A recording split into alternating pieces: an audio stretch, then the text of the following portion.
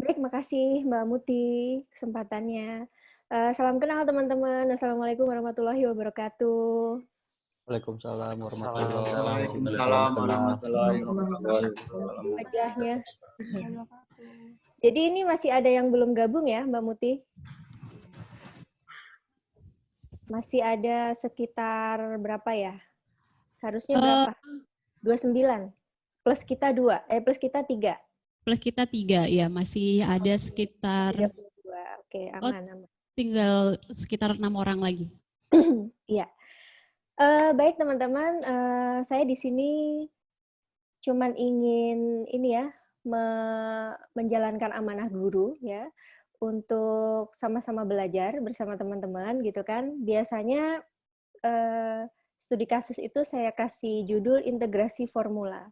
Karena kita tidak hanya memakai satu formula, tapi mengintegrasikan beberapa formula gitu. Sehingga nanti kita bisa ngerti gitu. Maksudnya formula ini diterapkannya seperti apa sih? Apakah ya antara formula satu dengan formula yang lain itu terpisah gitu kan? Tidak saling berhubungan atau ternyata bisa saling berkaitan kayak gitu ya.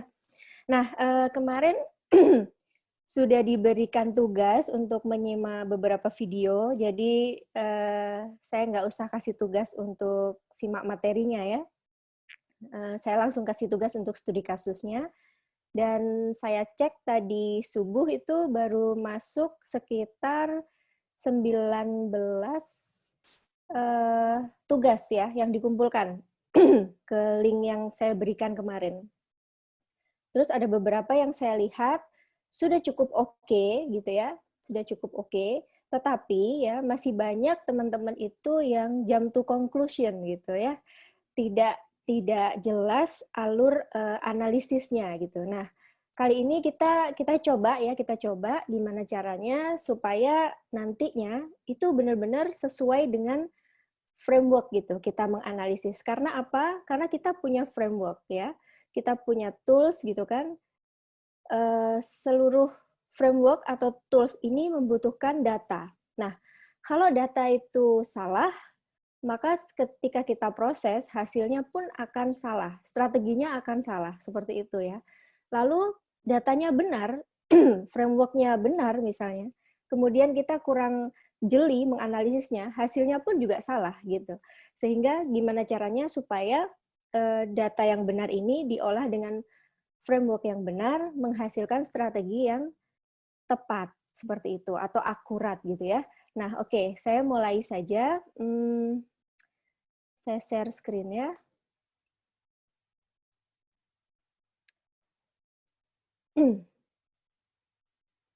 Ya, jadi kemarin teman-teman sudah menyimak 5 cara menaikkan keuntungan usaha ya, videonya ya, sekitar 30 menit kan, nggak lama kan itu, singkat banget ya. Di sini saya cuman pingin melengkapi aja gitu ya, beberapa tahapan dalam prosesnya. Kemudian kita akan masuk nanti ke pembahasan studi kasus gitu ya. Nah, 5 cara menaikkan keuntungan usaha ini saya dapatkan ya, atau kami dapatkan dari Mas J ya, dari guru kita, Mas J. Nah, beliau waktu itu sekitar tahun 2012 ya, 2012 mendapatkan materi ini itu dari Bradley Sugar ya, dari bukunya Instant Cash Flow. Nah, kenapa saya sebutkan ini? Karena memang setiap Mas J mengajar ya, beliau selalu menyebutkan sanad keilmuan gitu ya. Karena kalau kita tidak menyebutkan sanad keilmuan, nanti kita mendapatkan ilmu yang tidak berkah gitu ya. Terus dimodif-modif, akhirnya kita susah untuk mempertanggungjawabkannya. Nah, kemudian dibumikan dan disempurnakan oleh Mas J menjadi framework yang sangat aplikatif gitu ya, mudah dipahami untuk UKM gitu kan. Nah, oke. Lalu bagaimana sih sebetulnya 5 cara menaikkan keuntungan usaha gitu kan?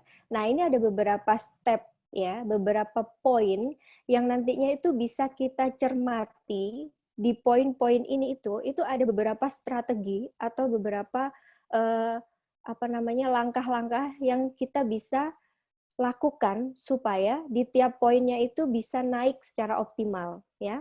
Salah satunya mulai 1 2 3 4 5 dari bagaimana calon pelanggan ya, kemudian conversion rate-nya atau nilai konversi sehingga menjadi pelanggan, terus dari pelanggan itu repeat order-nya itu bagaimana gitu kan. Setelah itu setiap kali dia repeat berapa sih jumlah transaksinya atau rata-rata rupiahnya itu pembelanjaannya. Nah, itu muncul sebagai omset bulanan. Lalu dari omset ya, ketika kita ingin profit kita naik gitu kan. Nah, marginnya kita mainkan gitu. Persentase marginnya kita gedein gitu supaya keuntungannya naik. Nah, lalu apakah sesimpel ini gitu ya? Kalau misalnya kita punya bisnis gitu, oke deh, langsung aja kita masukin ya data angka-angkanya.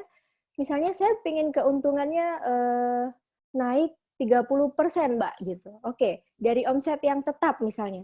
Berarti kita tarik ke atas gitu ya, tinggal kita isi aja angka-angkanya apakah seperti itu gitu kan. Nah, nanti kita akan bahas lebih dalam di tiap-tiap poinnya. Oke, teman-teman, sebetulnya di 5 cara menaikkan keuntungan usaha ini adalah framework inti yang paling banyak digunakan ketika kita sudah masuk ke fase profiting. Ya, fase profiting. Jadi bukan starting gitu. Kenapa? Karena di sini kita bermain dengan data. Nah, data ini adalah data yang sudah memang benar-benar mendekati akurat, mendekati valid. Jadi data yang kita dapat gitu ya dari bisnis kita, setelah kita starting, setelah ada pull nge-pull gitu ya, kita masuk ke step berikutnya profiting. Nah, baru kita reprofile gitu. Reprofile data-data yang kita dapat. Nah, baru deh kita mainkan nanti setiap poin yang ada di 5 cara menaikkan keuntungan usaha ini. Tapi bagi teman-teman yang mungkin belum memulai usaha, ya, belum memulai bisnis, bisa menangkap nanti insight-insight-nya, ya, supaya nanti ketika memang sudah memulai, tidak banyak error-nya, gitu ya, tidak banyak trial error-nya. Oke? Oke, yang pertama, kalau ini sudah dijelaskan di video Mas J ya. Jadi bagaimana yang dimaksud calon pelanggan itu ini apa namanya, orang yang datang ya kemudian melihat, tanya ke usaha kita, baik itu secara offline atau secara online gitu ya. Nah, misalnya dari apa sih poin-poinnya gitu kan, dari keterlihatan, desain, warna, bentuk, baik itu outlet gitu ya, kalau kita punya outlet fisik gitu, kemasan gitu kan, lalu produknya sendiri, bentuknya gitu. Nanti ada beberapa parameter juga, kita itu produknya fashion, atau makanan, atau jasa, nah itu nanti ada rumusannya gitu ya. Kemarin saya lihat di data dari teman-teman YA Virtual ini, kalau saya resume ya, ada sekitar 8 bidang ya, kategori bisnis. Mulai agribisnis ya, kemudian ada juga yang di bidang pendidikan, lalu fashion, kemudian beauty and skincare gitu ya, jasa, snack, perdagangan, dan kuliner. Nah, insya Allah dari kesemua bidang itu kita bisa menerapkan ya 5 cara menaikkan keuntungan usaha ini. Cuman nanti strateginya akan sedikit berbeda ya, melihat studi kasusnya. Nah, lalu calon pelanggan itu yang akan datang ke kita, selain mereka melihat langsung, mereka datangnya dari mana? Dari referral. Referral adalah orang-orang yang sudah puas dengan produk kita gitu ya, mereka mereferensikan. Dan yang terakhir dari promosi yang kita lakukan gitu ya. Nah, saya ingin melengkapi ini, seperti apa sih poin-poinnya gitu ya. Bisa seperti desain outlet atau signboard kalau kita punya outlet fisik ya. Kemudian kalau kita tidak punya outlet, kita online gitu ya, kita punya produk saja, maka packaging dan bentuknya gitu. Seperti kalau kita bahas di Buka Langsung Laris gitu kan, kemasan yang menarik. Nah, kemudian liputan bisa juga, spanduk, lalu kirim-kirim lagu di radio itu tapi zaman dulu ya, kalau zaman sekarang mungkin sudah nggak ada ya. Mungkin sekarang TikTok kali ya. Terus membuat gosip, boleh juga gitu kan, tapi ini tidak disarankan gitu ya.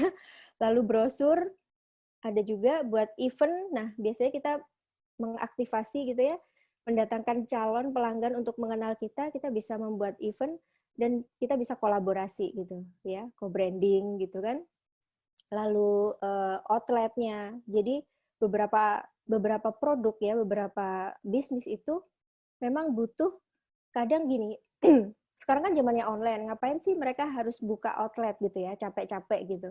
Dan itu harus banyak, misalnya seperti martabak Holland gitulah ya. Mereka kan banyak tuh outlet-outlet kecilnya gitu kan, yang di mobil gitu. Nah, karena kita nanti harus melihat dari segi karakteristik produknya dan behavior konsumen dalam mengkonsumsinya. Sehingga mereka perlu ya membuat outlet-outlet kecil itu mendekati sarang semutnya gitu. Nah, tidak melulu semuanya di online kan kayak gitu kan. Nah, kemudian kita juga bisa kasih voucher diskon, sampel gitu ya. Lalu channel distribusi seperti reseller, dropship, affiliate itu juga membantu untuk mendatangkan ya calon lead ke kita, SEO, AdWords, FB Ads, IG, nah TikTok, TikTok sekarang yang lagi happening gitu kan. Dan YouTube ya, YouTube sekarang udah luar biasa gitu kan. Nah, kemudian blog. Nah, dari beberapa hal yang ada di sini gitu ya, tercatat di sini, saya ingin sedikit mencontohkan gitu ya, untuk contoh dari segi promo gitu ya. Nah, ini misalnya ini kalau kita bisnisnya snack gitu ya. Ini milik salah satu mentor kami juga ya, Bu Mulyani. Beliau orang Malang, dulu juga murid Mas J. Jadi dari benar-benar beliau 0 sampai sekarang sudah ada sekitar berapa? Mungkin 30 lebih outlet lah ya, tersebar di Malang dan sekitarnya gitu kan. Jadi dia benar-benar mulai dari 0, kemudian benar-benar melakukan tangga-tangga yang ada di 5 tangga bisnis itu, starting, profiting, dan sekarang sudah masuk ke systemizing. Nah, tetapi dalam setiap pembukaan outletnya selalu ada SOP ya. SOP untuk misalnya menarik calon pelanggan, untuk meningkatkan konversi. Nah, ini adalah salah satu contoh promo yang dibikin untuk menarik calon pelanggan baru di pembukaan outlet waktu itu di Surabaya ya. Jadi gratis makan donat khusus 200 orang pertama. Nah, kalau kayak gini, orang kan pasti akan datang gitu ya. Akan datang untuk nyoba donatnya gitu ya. Karena salah satu parameter bagaimana mereka bisa ke tempat kita gitu ya, mereka harus merasakan, harus melihat gitu kan, harus meraba gitu kan. Nah, baru 200 setelah itu ya, teman-temannya pada ngikut gitu kan. Nah, oke, selanjutnya. Ini ada lagi dibagi juga 1000 porsi gratis. Tapi yang ingin saya tekankan di sini adalah dia khusus memberikan promo ya kepada mahasiswa gitu. Kenapa? Karena memang target dia mahasiswa. Jadi nggak boleh 1000 porsi itu untuk umum, hanya untuk mahasiswa. Karena apa? Karena mereka nanti membidiknya mahasiswa gitu ya. Jadi nggak jadi apa? Sehingga dia sudah menetapkan spesifik target marketnya tuh siapa gitu ya. Dan itu juga mungkin sudah dia lakukan uji ngangenin dan lain sebagainya, sehingga ini adalah data hasil dia reprofiling gitu. Kenapa dia harus membuat mie yang harus dia bagi secara gratis? Kenapa bukan menu yang lain? Nah, itu nanti kita akan bahas dalam studi kasus kita ya. Oke, Ini kalau misalnya bidang fashion, ya, diskon hingga 80%. Nah, Zoya dan teman-temannya. Pasti kalau kita melihat ada diskon segede gini gitu kan untuk fashion, ya mungkin bagi yang cewek agak ngelirik gitu ya, akan berhenti, "Ih, apa nih diskonnya kok gede banget?" gitu ya. Nah, itu akan menjadi calon pelanggan buat kita. Lalu bedanya, saya ingin kasih sedikit perbedaan ya di sini. Kalau di sini ada persentase.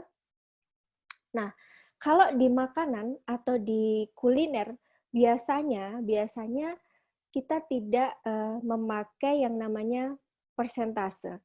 Karena apa? Karena kalau produk fashion biasanya harganya kan memang mahal ya, sehingga kita pakai di situ diskon angka supaya apa? Orang melihat, wih, ini pasti gede nih diskonnya. Tapi kalau makanan itu kan nggak mungkin semahal fashion gitu ya. Jadi orang itu akan lebih tervisualisasi ya, akan lebih mudah nyantol kalau bentuk diskonnya itu angka gitu ya. Maksudnya angka nominal uangnya gitu. Misalnya hanya 25.000 per orang. Udah, dia langsung wow gitu ya. Murah nih, Hongben 25.000 per orang. Terus kemarin kan di masa-masa pandemi ini itu banyak ya teman-teman dari Pizza Hut itu yang ngemper gitu kan di jalan-jalan, dia bilang cuman apa, 1 pack 25.000. Wah, itu kan langsung rame juga gitu kan.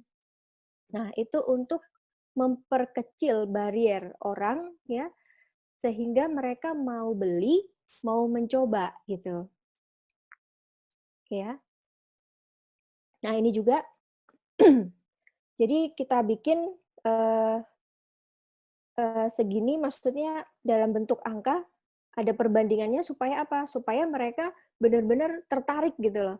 Wah, ini memang murah nih gitu kan. Terus menarik pula gitu. Nah, saya jadi memang banyak pakai contoh-contoh makanan supaya kita agak ini ya, eee, agak dapat sarapan gitu ya.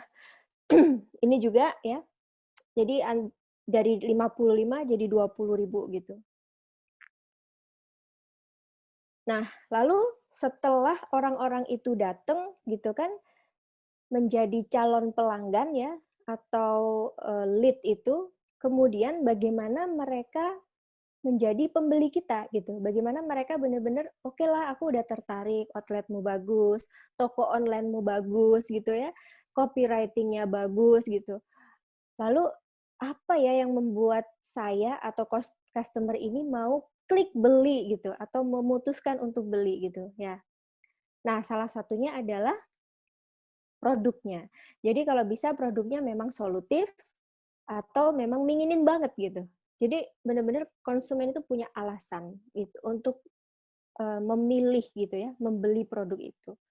Lalu yang kedua harganya, yang jelas harus affordable gitu ya, antara value yang di apa yang ditawarkan gitu ya. Kemarin sudah dibahas oleh Mas J waktu itu, kalau saya nggak salah ingat, bahwa rumusan harga itu cost vs value gitu ya. Value itu berupa eh, emosional maupun fungsional gitu ya, image dan impact gitu kan, konteks dan konten. Nah, kalau itu semua memang yang dia dapatkan itu lebih besar atau minimal sama dengan harapannya gitu ya, value experience lebih gede dibanding value ekspektasinya, maka mereka pasti akan mau gitu. Lalu yang ketiga ada kemudahan. Jadi kemudahan itu bagaimana ketika kita sudah nyantol gitu ya di toko online teman-teman misalnya, atau kita sudah ada di tokonya, kita sudah lihat ini ada kemudahan apa gitu ya, supaya kita itu beli nggak ribet gitu. Kadang misalnya kita sudah apa namanya sudah tertarik gitu ya, tapi CS-nya menjengkelkan gitu kan. Kemudian langkah ordernya tuh berbelit-belit gitu, payment-nya dan lain sebagainya. Kita tuh males gitu kan. Akhirnya kita hilang gitu, kita cabut dari situ. Dan termasuk pelayanan yang saya bilang tadi, customer service-nya, lalu atmosfernya. Atmosfer itu kalau misalnya kita punya outlet fisik gitu ya, outlet fisik, misalnya rumah makan, salon kecantikan, bengkel mobil pun gitu ya. Nah, itu kita harus memperhatikan yang namanya atmosfer, tentunya sesuai dengan target pasar kita gitu ya. Jangan nanti terlalu berlebihan, tapi ternyata nggak sesuai sama target pasar kita gitu. Sebenarnya saya punya satu contoh, tapi saya cari fotonya nggak ketemu ya. Jadi saya punya, saya ngamatin dari dulu ya, ada di Surabaya dan di Jogja sebetulnya. Dia punya outlet, namanya Karita gitu ya. Dia khusus jual untuk baju-baju busana muslim gitu ya, hijab dan lain-lain gitu. Outletnya tuh cakep banget, cantik banget gitu ya. Udahlah serba pink gitu kan. Pokoknya kalau kita lihat dari luar itu pasti kita pengen berhenti, pengen lihat-lihat gitu ya. Udahlah, pengen memanjakan mata.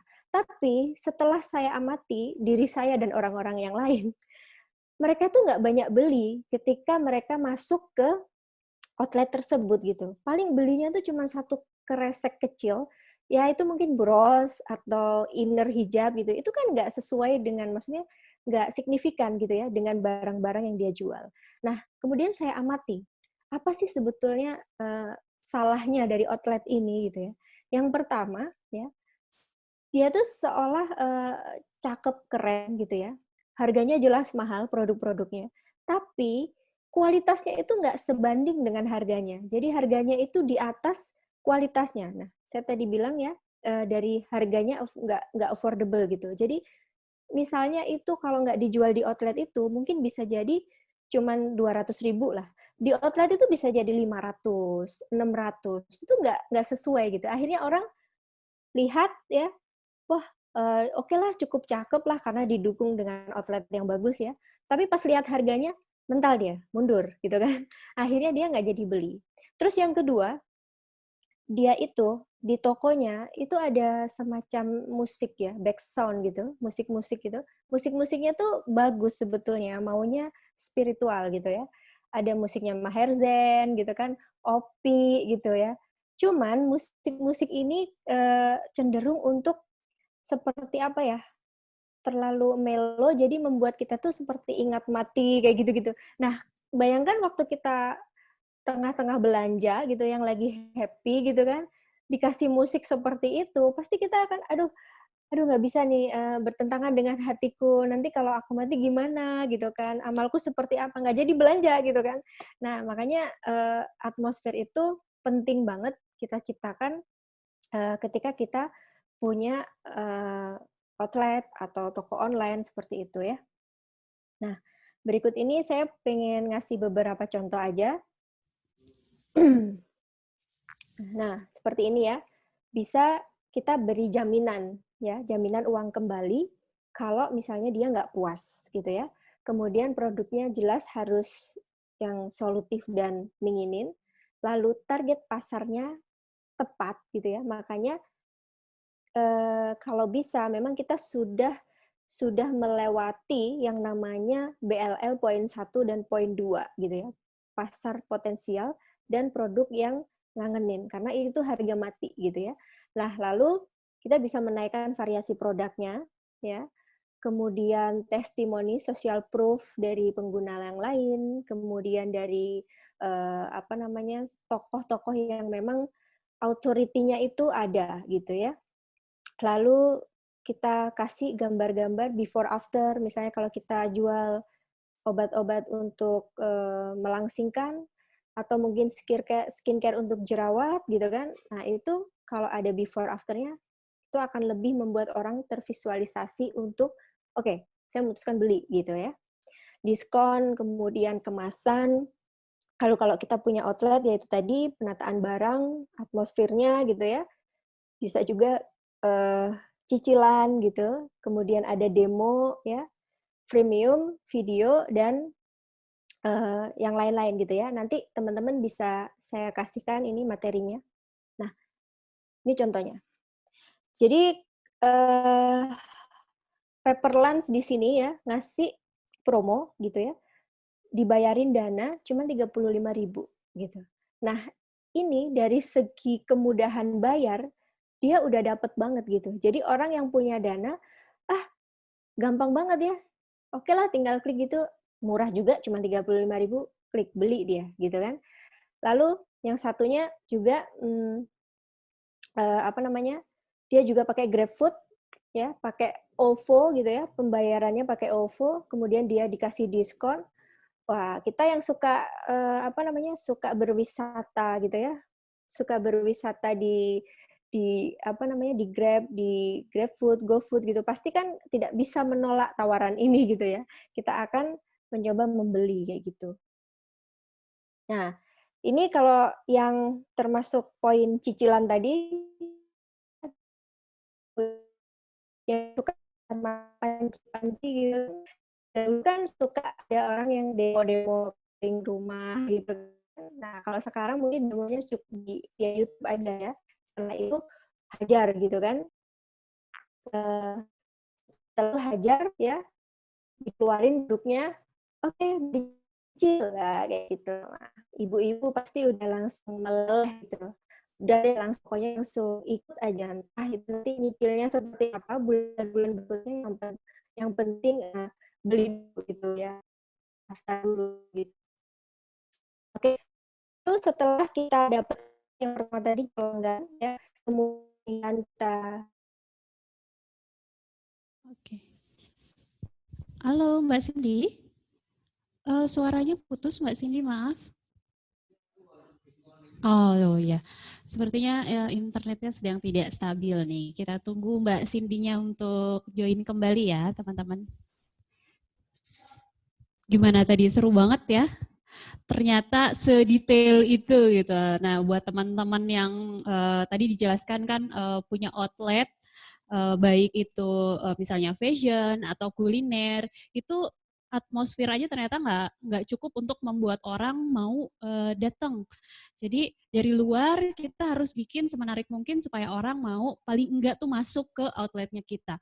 Setelah masuk disambut dengan pelayanan yang baik, terus bikin kita senang ya begitu datang, disambut, dikasih senyum, kemudian lihat-lihat produknya, fotonya bagus-bagus, misalnya untuk di menu, untuk yang makanan atau untuk yang fashion, dipajang di manekin atau ada beberapa contoh pemakaiannya seperti apa, kelihatan oh ya menarik ya, atau mungkin skincare dengan tadi before afternya yang diperlihatkan, sehingga ada proven bahwa memang produk kita itu bagus untuk mengatasi masalah atau problemnya calon customer kita sehingga tertarik. Tapi untuk yang punya outlet offline itu ternyata bisa sampai ke musik aja itu sangat berpengaruh banget terhadap ambience yang diterima oleh si calon customer kita. Jadi memang semuanya itu ternyata saling berhubungan atau berkesinambungan. Jadi dari sekarang kita udah mulai belajar nih untuk lebih detail lagi mengarrange semuanya, tidak hanya tampak luarnya saja, tapi dari mulai pelayanan sampai dengan dalamnya untuk memberikan experience yang luar biasa untuk calon customer kita, sehingga mereka mau dari jadi lead sampai ke jadi customer kita. Nanti setelah jadi customer dia gimana lagi nanti caranya akan dibahas untuk supaya dia jadi repeat order ya. Oke, Mbak Cindy-nya sudah masuk kembali? Oh belum ya? Oke.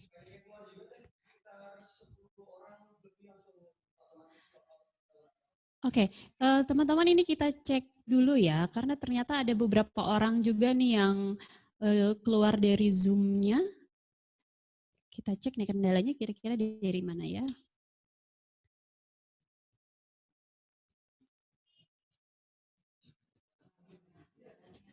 Sambil kita tunggu teman-teman yang lain masuk.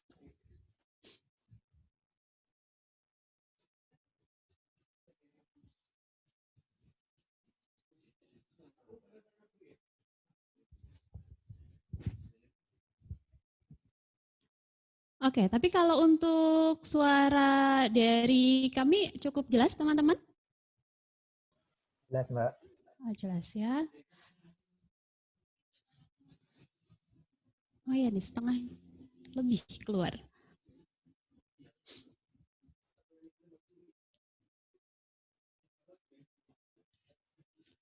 Oke, tunggu sebentar ya teman-teman ya. Saya coba hubungi Mbak Cindy.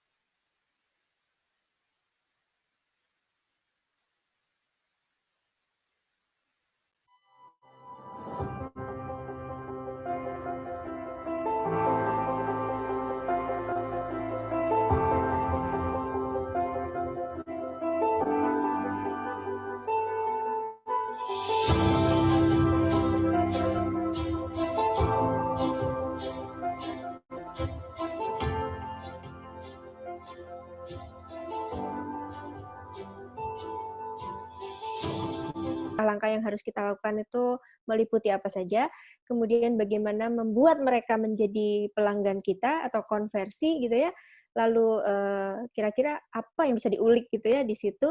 Nah yang ketiga, setelah mereka konversi, mereka jadi pelanggan ya, jadi konsumen kita, gimana caranya mereka bisa repeat order gitu ya, bisa beli lagi ke kita.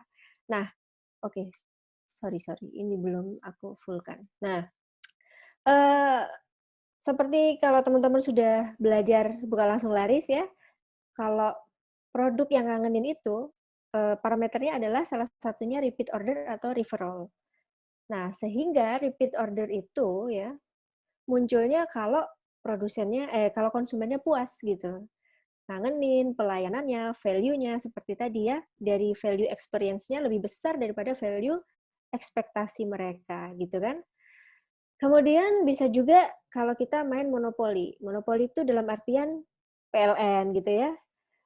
PLN kalau kita nggak repeat ke PLN, kita nggak bisa dapat listrik gitu. Kecuali kita punya genset sendiri gitu ya. Nggak ada pilihan gitu. Nah, lalu apa sih yang membuat orang itu bisa repeat? Variasi produk. Misalnya seperti fashion gitu ya. Kalau fashion itu katakan diproduksi terus modelnya sama terus ya 1 tahun gitu. Ya orang nggak mungkin akan repeat order dengan model yang sama gitu. Pasti mereka akan mencari model yang berbeda. Begitu pula dengan snack misalnya. Orang kan katakan mungkin repeat order snack itu 1 minggu oke lah. Setiap 2 minggu oke lah. Setelah itu mungkin mereka akan memasuki yang namanya fase kebosanan, kejenuhan gitu ya. Pengen ada variasi, baru mereka akan balik lagi. Nah itu juga nanti akan kita gali lebih dalam ke behavior konsumen dalam mengkonsumsinya gitu. Nah ini saya kasih beberapa ya yang bisa saya dapatkan. Poin-poinnya adalah kita bisa memberikan layanan yang memuaskan gitu ya. Terus kita kasih variasinya, spesial promo buat pelanggan gitu ya. Lalu ucapan seasonal yang membuat keterikatan gitu ya antara pelanggan dengan kita. Lalu ada member card gitu. Kemudian ada tukar tambah, promo undian bulanan, point reward ya. Bisa juga kita kasih berlangganan gitu ya, bayar bulanan seperti IndiHome ini nih, IndiHome yang suka trouble ini, gitu kan. Ini juga termasuk supaya kita bisa repeat order gitu. Nah, ini ada sedikit contoh yang saya dapat. Nah, ini adalah chat time ya. Jadi dia punya promo gitu, spesial untuk membernya gitu. Ya, jadi intinya orang-orang yang sudah diberikan promo membership itu pasti orang yang sudah pernah nyoba, sudah pernah beli, sehingga dia memutuskan, oh ya udah aku ambil paket membership-nya gitu. Karena apa? Karena aku bakalan beli lagi gitu ya, karena sudah puas dengan produknya. Nah, contohnya chat time nih. Jadi ketika ada promo apapun itu khusus bagi member, wah membernya pasti langsung matanya langsung hijau gitu ya. Oke lah, aku beli tanpa pikir panjang gitu. Itu salah satu membership itu salah satu contoh promo yang kita bisa kasih untuk pelanggan supaya bisa repeat ya. Nah, kemudian ini yang saya tadi bilang ada Dea Bakery ya, roti yang salah satu mentor juga dan di mentoring langsung oleh Mas J dari awal memang. Jadi di Dea Bakery itu juga sering mengadakan banyak giveaway, kemudian program umroh gitu ya. Nah ini program umrohnya ini kita jadi dengan belanja kebutuhan ya, misalnya 100.000 gitu, Anda mendapat satu voucher umroh ya. Di sini kita bisa cermati ada batasan 100.000. Artinya orang yang belanja 100.000 dengan harga-harga roti dia yang cuma 10 ribuan gitu ya, 15 ribuan gitu. Berarti kan pasti dia unstable. Berarti kan pasti dia belanja lebih dari 1 atau 2 roti gitu. Sehingga dia kasih batasan angka 100.000 gitu ya. Anda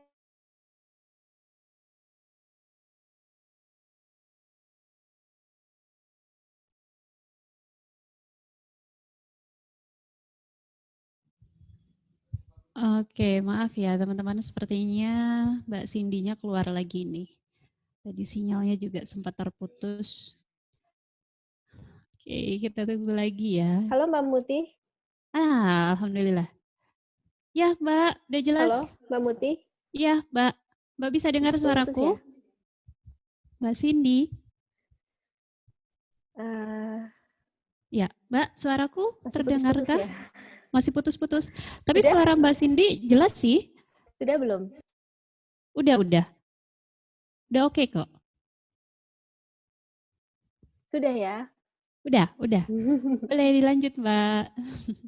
Oke, bismillah ya. Nanti kalau kita kurang waktunya kita bisa bahas lebih lanjut. Mungkin secara offline saya datang ke YA kali ya Mbak. Oh, senang banget ditunggu. Hari Senin ya? Hari Senin atau Selasa gitu. Boleh. Atau nanti beberapa teman-teman juga kan suka ada yang datang ke pengajiannya Mas J, kalau mau ketemu langsung sama Mbak Cindy juga bisa. Oh gitu, boleh. Ya. Iya, maksudnya bahas studi kasus ini sih, gitu ya. Iya, boleh. Jadi kalau misalnya waktunya kurang, kita berikan waktu tambahan, mungkin waktunya nanti kita jadwalkan kembali ya Mbak Cindy. Iya, siap. Oke, saya lanjut ya. Ya. Jadi ada batasan belanja gitu ya, supaya apa? Mereka itu memang benar-benar orang yang sudah pernah merasakan, sudah pernah beli gitu ya, sehingga wah ada membership nih, dapat 1 voucher gitu ya. Nah, dia mau ikutan biar dia repeat terus, biar dia bisa dapat kesempatan umroh gitu kan. Oke, nah dari tadi kalau sudah ada calon pelanggan, kemudian jadi pelanggan kita, lalu dia repeat gitu ya. Nah, kira-kira setelah repeat ini gimana caranya supaya setiap mereka repeat itu transaksinya tuh ada nambah gitu loh. Nggak cuman misalnya beli roti satu gitu ya, beli minuman satu, beli gamis satu, ya kalau bisa nambah lah dikit-dikit gitu kan. Nah, ini bagaimana caranya gitu ya? Kita bisa melakukan promosi bundling, cross sell, upsell gitu ya. Kemudian kita bisa kasih variasi gitu ya, yang seperti saya bilang tadi, ada pilihan supaya mereka bisa beli yang lain. Misalnya ketika kita jual hijab gitu. Kalau bisa katakan mungkin jual brosnya, jual apanya gitulah, kayak gitu, sehingga mereka sehingga bisa menambah gitu ya, menambah jumlah nominal dari setiap transaksi yang kita lakukan. Nah, cara-caranya ya, teknisnya itu bisa seperti ini. Jadi kita kasih batasan diskon, batasan waktu gitu, diskon ya. Lalu kita bisa bundling, kemudian promo untuk nominal tertentu, bisa tawarkan yang mahal dulu gitu ya, insentif juga, lalu kita bisa kasih promo beli 2 dapat 3 gitu kan. Karena kalau orang awam dikasih promo beli 2 dapat 3, mereka pasti akan ada barrier gitu. Saya aja belum nyoba produknya, satu aja belum gitu. Kok disuruh beli 2 dapat 3, nggak tertarik mereka gitu kan. Nah, makanya beli 2 dapat 3 ini adalah untuk orang-orang yang memang sudah biasa repeat ya, dan mereka memang sudah puas gitu. Kemudian kita juga bisa kasih layanan-layanan ya, free ongkir, misalnya minimum order gitu kan. Kemudian yang jelas kita tingkatkan kualitas kita gitu.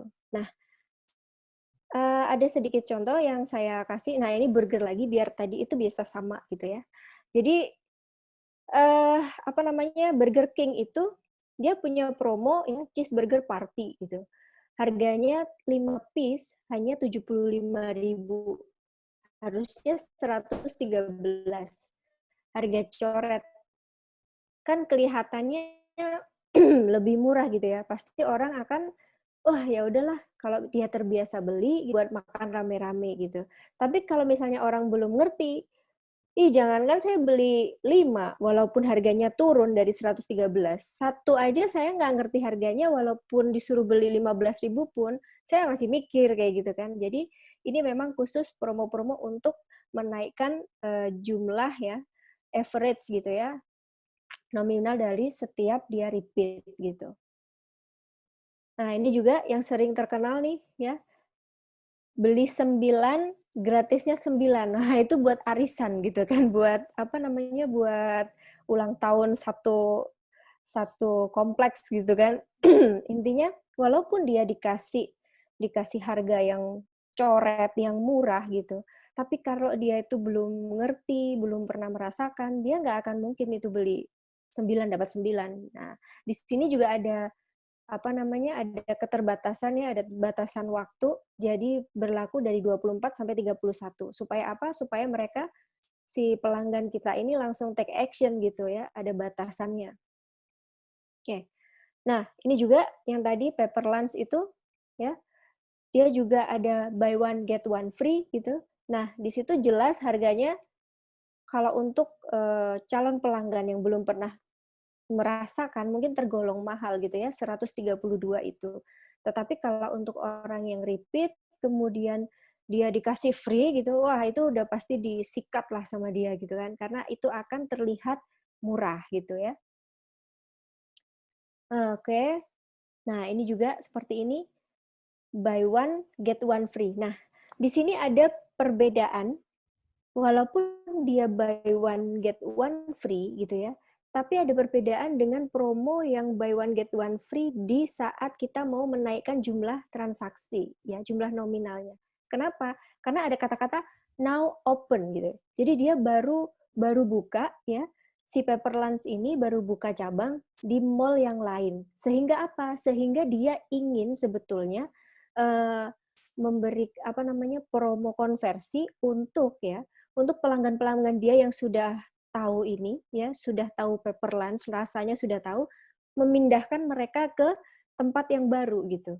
Jadi bukan untuk mengenal, tapi memindahkan mereka. Siapa tahu ya, konsumennya ya itu ada yang di sekitaran Pakuwon Mall gitu, atau siapa tahu mereka lagi berkunjung ke situ, ternyata ada outletnya Pepperlands buka gitu. Wah, boleh juga nih. Jadi mereka bisa tahu kalau di sini ada Pepperlands gitu ya.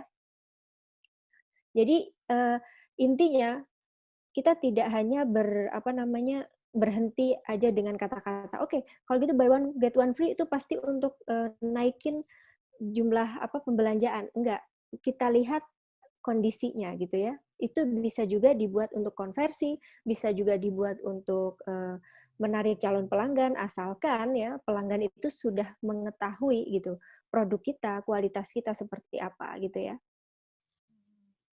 Oke, lalu yang terakhir gitu kan, kalau mereka sudah bisa menaikkan ya atau meningkatkan market basket-nya gitu, gimana caranya kita menaikkan marginnya nih. Jadi, oke, omsetnya gede gitu, ternyata marginnya tipis, jadi keuntungan kita kecil gitu. Nah, gimana caranya supaya margin kita itu nanti bisa gede gitu, agak gede gitu. Nah, ini kalau kita kalau nanti teman-teman cek di materi input, proses, output gitu ya, saya cek itu sepertinya belum ada di formula bisnis ya, belum di-upload ulang gitu ya.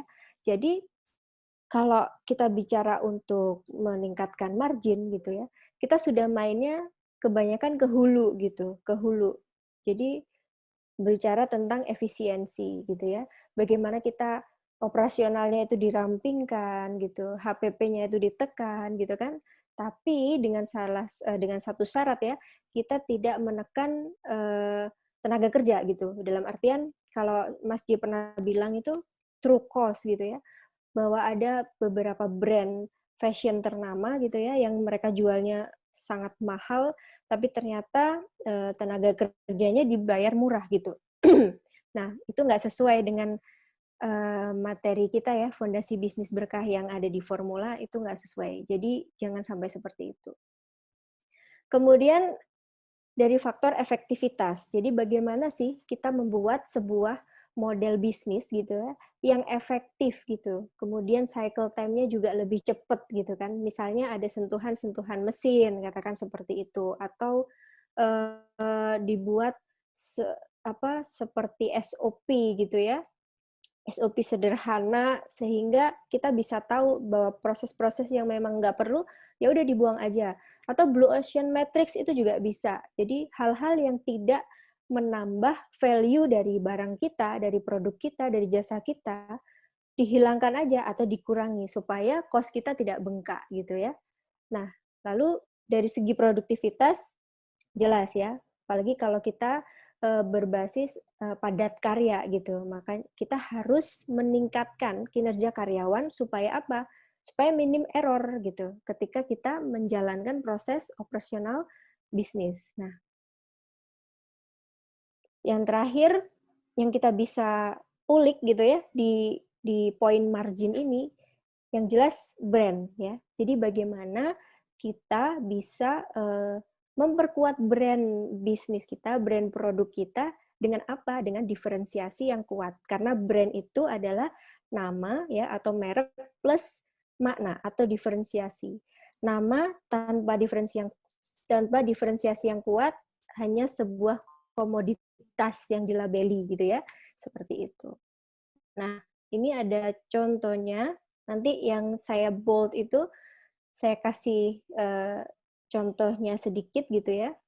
Intinya apa? Di sini kita bisa promo-promo produk yang marginnya besar gitu ya. Atau kita sering sebut produk unggulan dari bisnis kita. Kemudian kita kurangin diskonnya, kita mulai kurangin supaya orang-orang itu nggak ketergantungan gitu ya. Kalau ada diskon aja dia mau beli. Kalau enggak, dia nggak akan beli. Nah, itu berarti branding kita nggak kuat gitu. Karena mereka mudah beralih ke lain hati gitu ya. Lalu pastikan kualitas ya, supaya kita nggak nggak dibanding-bandingkan, nggak perang harga gitu kan. Kemudian cari bahan yang lebih murah, karena kalau kita masuk ke hulu gitu, pastinya ya ini nanti kalau nggak salah bisa dibahas dengan materinya Pak Arief ya. Pak Arief Gampang itu ketika nanti bahas tentang balancing ya, balancing produksi itu bagaimana kita bisa menyeimbangkan antara hulu dan hilir gitu. Jadi demand-nya ini tercipta, hulunya juga ini hulunya juga sudah menjamin, sudah ada gitu. Nah, sehingga bahan-bahan yang kita beli itu bahan-bahan langsung jumlah yang besar, sehingga kita dapatnya lebih murah gitu. Nah, bisa juga kita mendaur ulang mungkin yang mendaur ulang, tapi mungkin hal-hal yang tidak berbau dengan makanan mungkin ya, karena kalau makanan misalnya kemasannya atau apa didaur ulang kan agak-agak gimana gitu ya. Lalu kita bisa juga investasi di teknologi, kemudian jual barang harga gelap. Harga gelap itu maksudnya gini, kita punya barang atau produk unggulan yang itu tidak ada di pasaran ya, sehingga orang lain itu nggak bisa menerawang gitu loh. Ini sebetulnya harganya ini berapa sih gitu. Nggak bisa dibandingkan karena apa? Karena dia punya diferensiasi yang kuat gitu. Nah, lalu yang jelas yang terakhir aktivitas menaikkan branding. Ini contohnya. Nah, ini apa? Ini sup buntut ya. Jadi kalau kita biasanya ke rumah makan gitu, kalau kita tanya, Mbak, Mas gitu kan, menu apa sih yang paling rekomen gitu kan? Pasti orang-orang itu akan menjawab sup buntut gitu. Karena apa? Sup buntut ini yang paling mahal gitu kan, marginnya paling gede sehingga dia tawarkan sup buntut menu andalannya. Nah, kita nanti bisa melihat apakah konsumen ini orang baru atau orang-orang yang sudah repeat gitu. Kalau orang-orang yang sudah repeat, ya nggak masalah gitu, karena dia memang sudah tahu gitu kan, sudah tahu rasanya supnya seperti apa, maka dia pasti akan beli supnya gitu. Tapi kalau orang baru, kemudian ditawarin sup buntut harganya 80 sekian atau mungkin sampai 90, 100 gitu ya.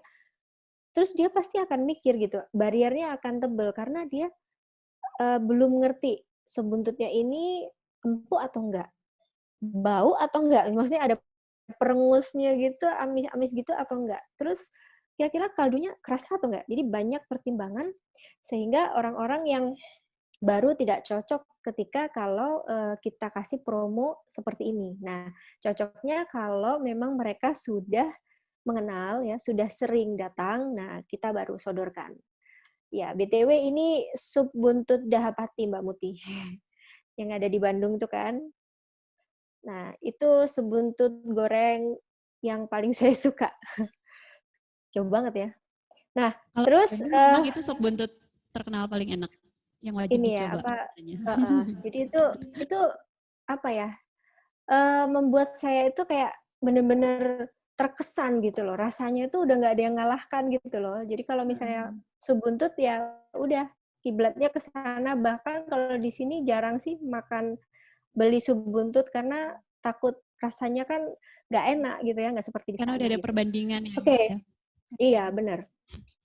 Lalu yang kedua, kita tadi bilang tentang aktivitas branding ya. Aktivitas branding itu kalau teman-teman sudah simak branding for UKM, branding itu kan nama atau merek plus diferensiasi, plus makna gitu. Bahwa dari keripik pisang yang curah gitu ya, kemudian menjadi zanana gitu, zanana yang dikemas cakep gitu ya, yang rasanya juga enak, target marketnya jelas gitu. Nah, ini jelas marginnya akan lebih tinggi dibanding dengan keripik pisang curah itu, gitu. Jadi sehingga branding sangat penting di sini. Kalau kita memang mau menaikkan margin, ya. Nah, ini seperti ini juga teman-teman pasti sudah sangat paham ya. Nastar itu dari mungkin dari zaman nenek kita ya, dari buyut kita. Kenapa selalu nastar itu bentuknya bunder gitu ya? Apa bulat gitu kan? Terus ada gosong-gosongnya di tengah, habis itu ya kayak gitu-gitu gitu loh. Nggak pernah ada inovasi gitu kan. Akhirnya si Nexstar ini menangkap peluang itu gitu ya, dia branding lah gitu. Nexstar gitu ya, Nastar naik naik kelas, bukan Nastar naik kelas ya. Maksudnya Nastar yang lebih cakep gitu kan. Sehingga orang tidak bisa memprediksi gitu. Nggak bisa membandingkan juga bahwa misalnya Nexstar satu bungkus 3.000 isi 2 gitu ya. Berarti kalau misalnya satu dus si nastar yang konvensional ini gitu ya, katakan cuman 50.000 lah, isinya berbagai macam itu ya, banyak banget itu, mereka udah nggak bisa ngitung gitu. Wah, harusnya Nexstar ini cuman sekian nih harganya, nggak bisa, karena dia sudah sudah terkesan gitu ya, dengan pertama packaging-nya gitu, kemudian rasanya, bentuknya yang jelas ya, yang jelas itu bagus gitu, enak gitu. Jadi ya udah orang akan switch gitu kan. Nah, oke. Sekarang kalau kita sudah lihat dari poin 1 sampai 5 gitu ya, dari mulai bagaimana calon pelanggan itu, nilai konversi, transaksi, rata-rata, dan margin. Nah, biasanya teman-teman itu suka banget ngitung gitu kan. Jadi misalnya gini, ini juga yang saya dapatkan dulu pasca pertama kali saya dapat materi ini dari Mas J gitu ya. Saat itu saya baru banget starting bisnis di 2012 itu. Wah, itu saya tuh langsung kayak cakrawala saya tuh terbuka gitu. Jadi bagaimana, oke, saat ini mungkin keuntungan saya sekian. Saya targetkan bulan depan keuntungan saya sekian. Berarti harus ngapain nih? Saya tarik ke atas gitu ya. Oke, marginnya kita naikkan ya. Dari misalnya 20% jadi 30% gitu ya. Kemudian dari rata-rata transaksinya gimana? Dinaikkan juga 70. Lalu repeat ordernya kita naikkan angkanya. Sampai nilai konversinya kita naikkan. Nah, setelah itu baru ketemu, wah bisa nih bulan depan bisa naik keuntungan kita. Nah, pertanyaannya gitu ya, caranya gimana gitu?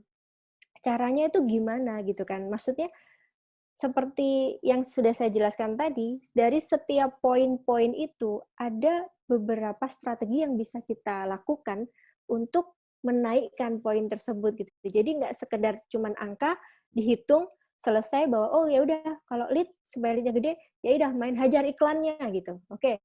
Terus konversinya biar gede ya udah COD aja gitu. Nah, nggak semua produk kita itu bisa digituin ya. Kita harus paham tentang karakteristik produk dan behavior konsumen, juga customer journey. Nah, ini teman-teman kan sudah belajar semua. Jadi nanti kita bisa lebih enak untuk diskusi gitu ya. Oke, sampai di sini ada yang ditanyakan sebelum kita masuk ke pembahasan studi kasus gitu. Silakan kalau mau ada yang ditanyakan. Silakan Mbak Muti kalau mau ada yang ditanyakan sebelum kita bahas studi kasus ya.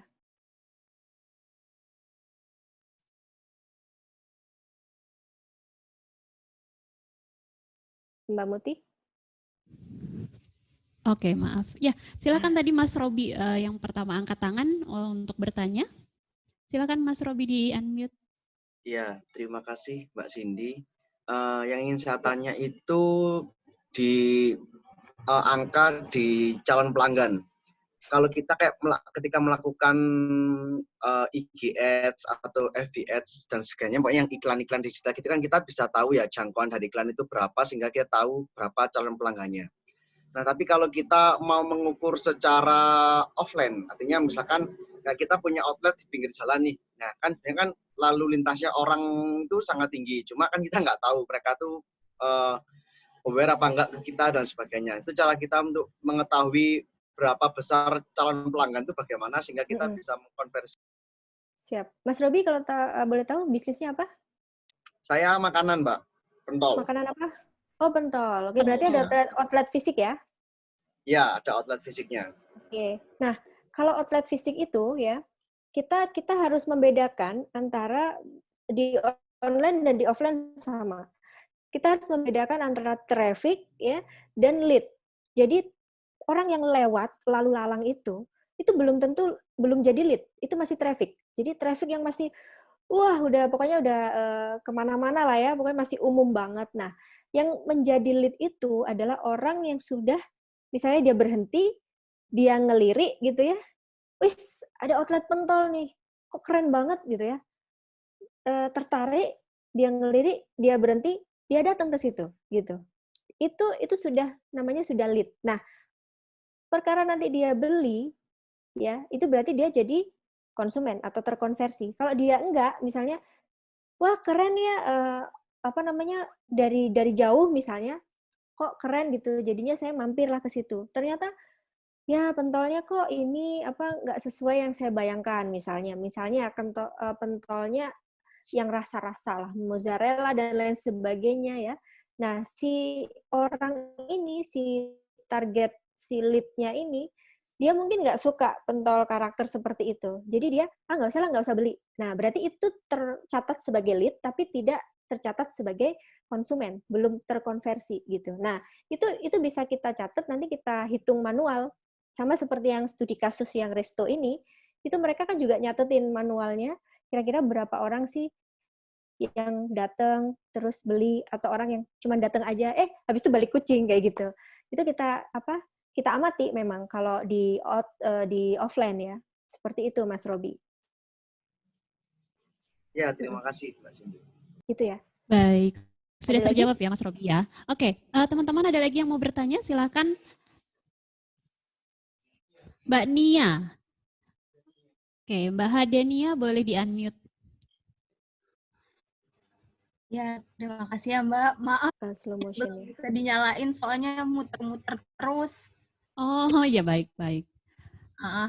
Jadi aku mau tanya, kan kayak dicontohin yang apa ya, yang toko roti tadi tuh yang dia ngadain giveaway, bentuknya itu Ya, umroh. silakan. Nah, itu kan dia ada minimal pembelanjaan sebesar 100.000. Itu tuh dia perlu jualan berapa banyak sampai bisa ngebiayain orang umroh gitu. Gitu. Nggak, itu sih saya kepikiran gimana tuh kalau yang baru-baru misalnya mau kasih hadiah yang besar, berarti kita harus jualannya juga harus banyak banget gitu kan ya. Gitu, itu aja sih. Ini Mbak Hadenia udah mulai bisnis atau belum? Sebenarnya saya itu sih Mbak, tahun lalu saya udah mulai bisnis, tapi berhenti. Terus sekarang kerja, mau mulai bisnis lagi gitu. Oke, saya jawab ya. Jadi tadi ada 2 pertanyaan. Satu, kok bisa orang bikin promo seperti itu umroh yang mahal gitu, terus biayanya gimana gitu ya. Terus yang kedua, tadi Tadi apa yang kedua ya Mbak Muti? Aku lupa. Yang satu dulu aja ya. Nah, Iya, jadi biasanya kalau kita itu dalam bisnis ya, kita dalam menyusun ya cost structure itu, kita susun HPP itu kita sudah masukkan itu biaya promosi ya. Biaya promosi termasuk biaya insentif. Jadi kalau Mas J ya, saya dulu pernah dipesenin gitu ya oleh Mas J bahwa kita alokasikan untuk biaya promosi. Biaya promosi itu atau biaya insentif misalnya untuk reseller atau untuk penjual dan agen dan lain sebagainya, itu kalau bisa kita sisakan memang ada insentif yang ditahan. Dalam artian insentif yang ditahan itu ya modelnya seperti ini nanti. Jadi tidak kita keluarkan dalam bentuk uang, tapi kita keluarkan dalam bentuk program. Ya. Jadi misalnya umroh, misalnya paket wisata dan lain sebagainya. Jadi itu Mbak Hadenia itu sudah masuk ke dalam cost structure mereka ya. Nah, kenapa terus mereka itu rotinya murah gitu. Tapi kok bisa ya, Mbak? Itu berapa juta roti yang harus dijual untuk bisa mereka itu kok bisa nyisipin biaya promosi atau biaya insentif itu ke dalam HPP mereka gitu. Nah, karena si Bu Mulyani ini ya, Bunda Dea ini, Dea Bakery ini sudah gede ya, sudah gede, outletnya sudah banyak. Sehingga seperti saya bilang tadi, beliau sudah mengoptimasi sampai level margin. Lari ke hulu, dalam artian apa? Beliau sudah menguasai yang namanya bahan baku. Beliau sudah punya pabrik bahan baku, pabrik tepung, pabrik mentega lah, apalah itu ya, untuk supply kebutuhan rotinya itu. Sehingga pastinya itu akan menekan cost bahan bakunya. Nah, akhirnya dengan harga yang murah pun masih ada spare gitu ya, masih ada spare cost untuk promosi, untuk reward kayak gitu. Gitu ya Mbak Hadini ya. Oh iya, terima Terus kasih. yang kedua tadi apa ya Mbak Mutia? Tadi yang kedua apa Mbak? Yang harus jual berapa banyak? Mbak Hadinia bisa unmute suaranya? Ya, halo Mbak. Hilang. Halo? Ya, tadi yang kedua yang harus jual untuk berapa banyak ya Mbak Hadenia? Halo?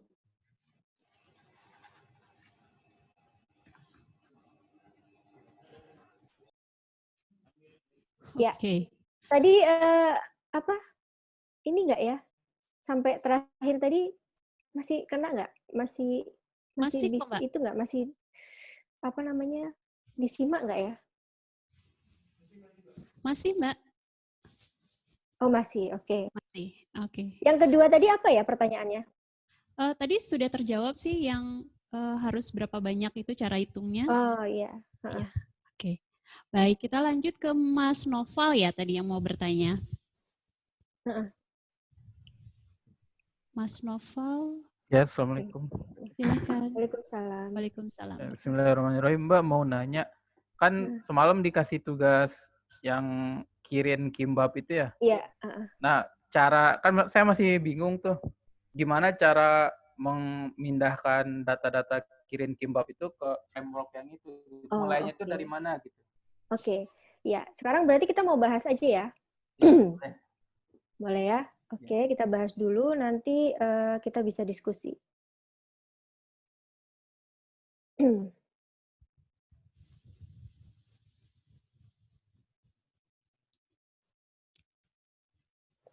Oke.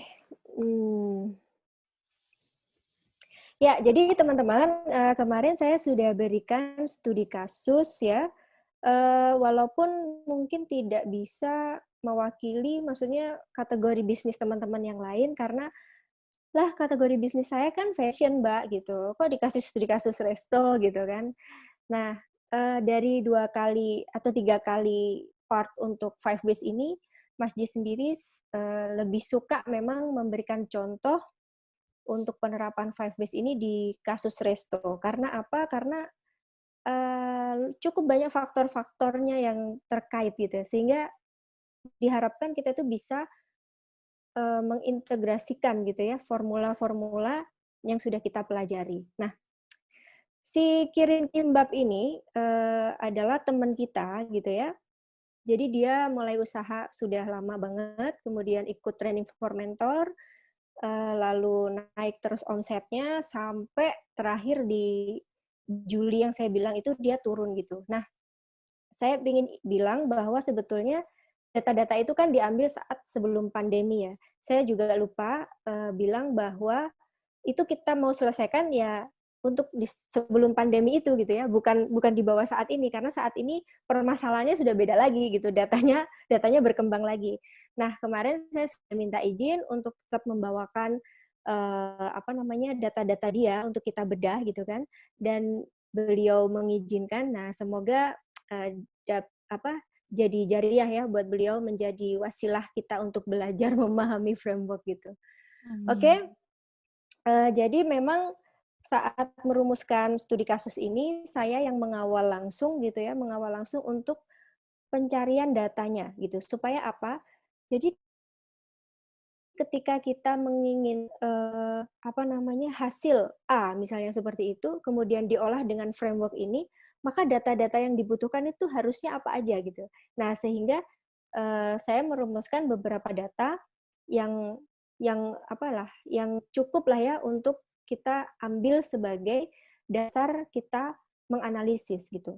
Nah, dan bagusnya karena dia sudah jalan lama dan dia sudah memang mengumpulkan data itu, sehingga kita cukup dapat data itu yang yang mendekati bagus gitu, sehingga nggak kasar-kasar banget gitu. Karena kalau terlalu kasar banget gitu ya, acak terus tidak berdasarkan framework, ya itu tadi kita dapat data salah, kita analisis salah, hasilnya tambah salah gitu kan. Nah, kemudian ini adalah hasil-hasil yang didapat gitu ya. Saya kotain. Nah, nanti kita langsung bahas di poin berikutnya. Oke. Nah, ini ya. Jadi dia sudah 7 tahun gitu ya. Mulai rata-rata pengunjung, kemudian mayoritas gender, rata-rata usia pengunjung, profesi. Ini untuk apa coba? ini untuk kita mereprofile gitu ya, kira-kira target market dia itu siapa, spesifik ya, spesifik target marketnya itu siapa. Jadi reprofiling dari dia buka, terus banyak orang yang datang, nah baru kita profilkan. Nah, ternyata yang paling banyak itu perempuan misalnya, usianya 18 sampai 30. Kemudian profesinya rata-rata mahasiswa, pekerja muda, ibu muda. Nah, lalu kapan sih dia paling sering datang? Ini untuk kita mengetahui ya behavior konsumen gitu. Untuk apa?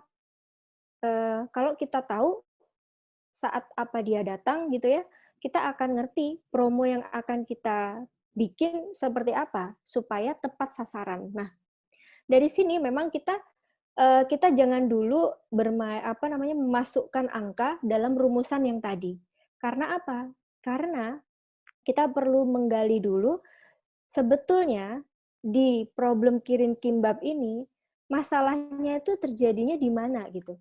Di lead kah, di konversi kah, atau di repeat order atau di mana gitu. Sehingga dia keluhannya adalah omsetnya turun, kemudian dia ingin omsetnya naik. Jadi kondisi sekarang dia turun, kondisi yang diinginkan dia ingin goalnya omsetnya naik gitu kan. Nah, itu perlu kita menganalisis masing-masing dari poin-poin yang ada di data ini gitu ya. Nah, lalu lanjut. Kemudian dari jenis kendaraan pengunjung juga kita perlu tahu supaya kita nanti ngerti gitu. Sebetulnya mereka itu naik apa sih gitu. Terus perlukah kita nanti bikin signboard atau apa gitu ya. Lalu kalau misalnya orang naik motor gitu kan, mereka itu batas dia bisa lihat atau dia noleh signboard itu seperti apa gitu. Itu nanti menentukan bagaimana kita cara membuat signboard-nya gitu kan, membuat promo-promonya seperti itu. Lalu ada juga berapa lama sih kebanyakan orang-orang yang datang, terus makannya, lalu durasi buka restonya. Nah, ini kemudian jumlah menu dari jumlah menu itu ya itu kita bisa pakai untuk merumuskan kira-kira apa menu yang paling banyak dibeli oleh orang-orang yang baru datang. Untuk apa? Untuk kita pakai nantinya sebagai promo gitu. Promo untuk menarik calon konsumen baru kayak gitu kan. Nah, kalau yang saya lingkari merah ini ya, itu kita makainya untuk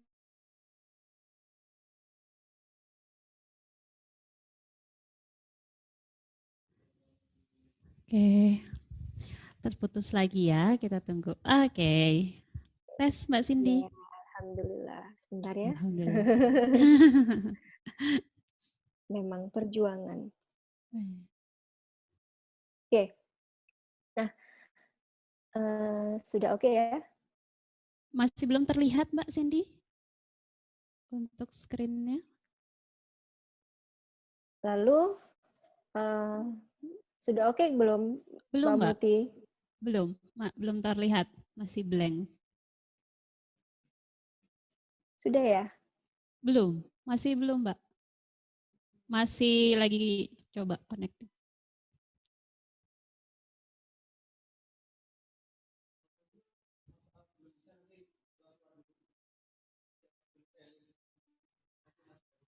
Oke, Mbak Cindy. Halo. Oh iya, oke ditunggu lagi ya. Ya, kelas hari ini sepertinya memang membutuhkan kesabaran ekstra dan effort ekstra. Ditunggu ya teman-teman.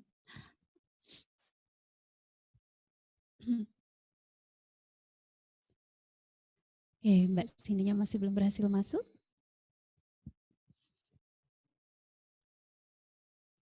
Ya, sudah Mbak. Oke ya. Oke.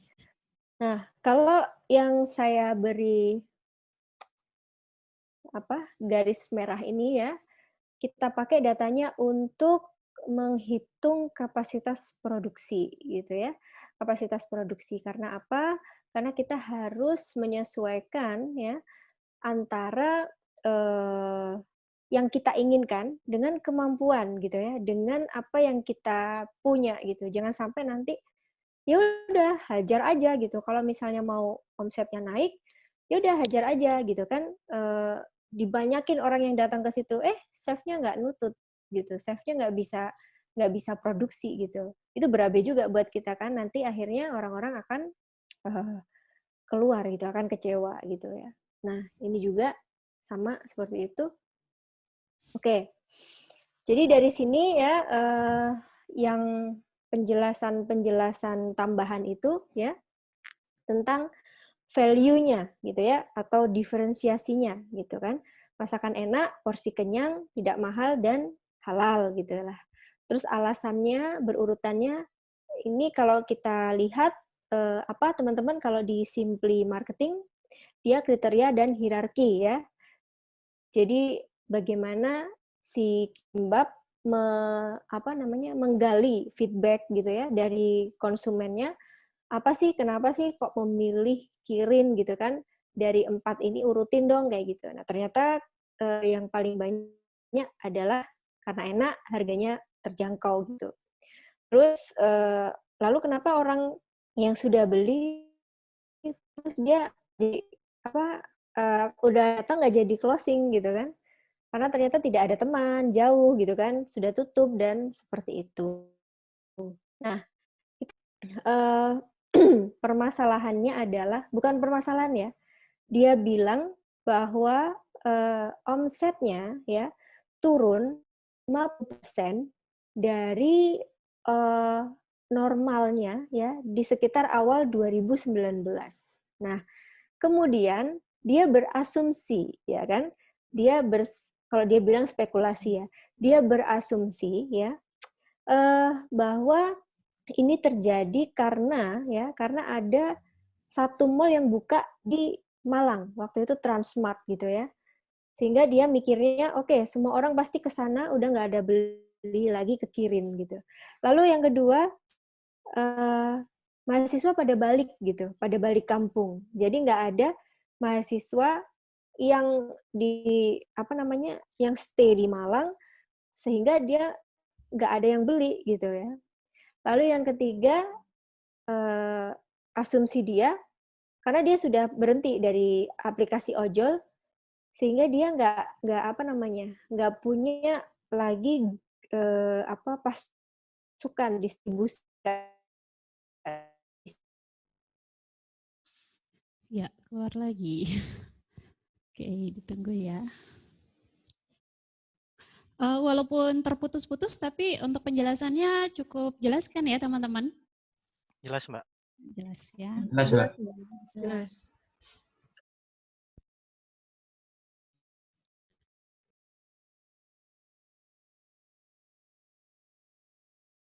Nanti untuk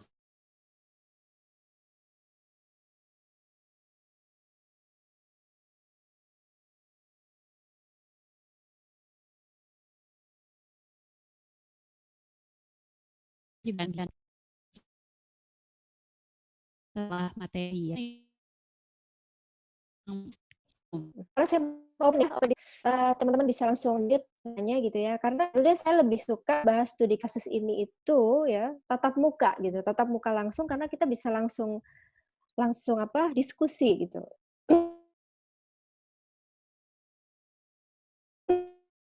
Kalau nggak tatap muka langsung, kita ingin membangun pertama ya yang saya bilang tadi,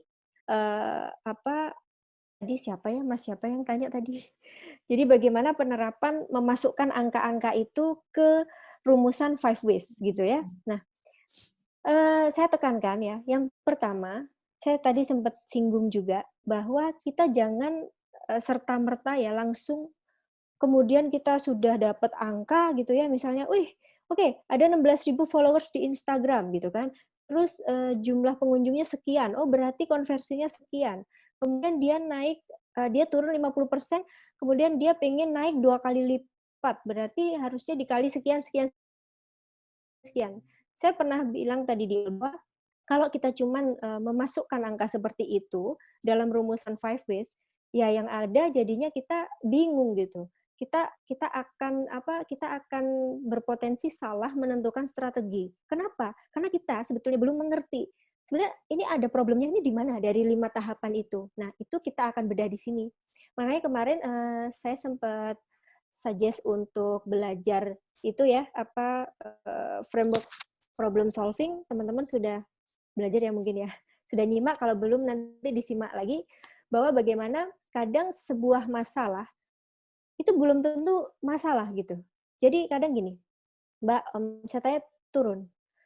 Oke, terus kalau kita bertanya misalnya pada orang yang salah, yang tidak memiliki framework gitu, dan memang mungkin keahliannya dia nge-ads gitu ya, paling dia cuma bilang, oh ya udah hajar aja ads-nya gitu. Supaya nanti lebih banyak lagi menjangkaunya, lebih banyak lagi konversinya, omsetmu naik, profitmu naik, kayak gitu kan. Nah, padahal belum tentu gitu ya.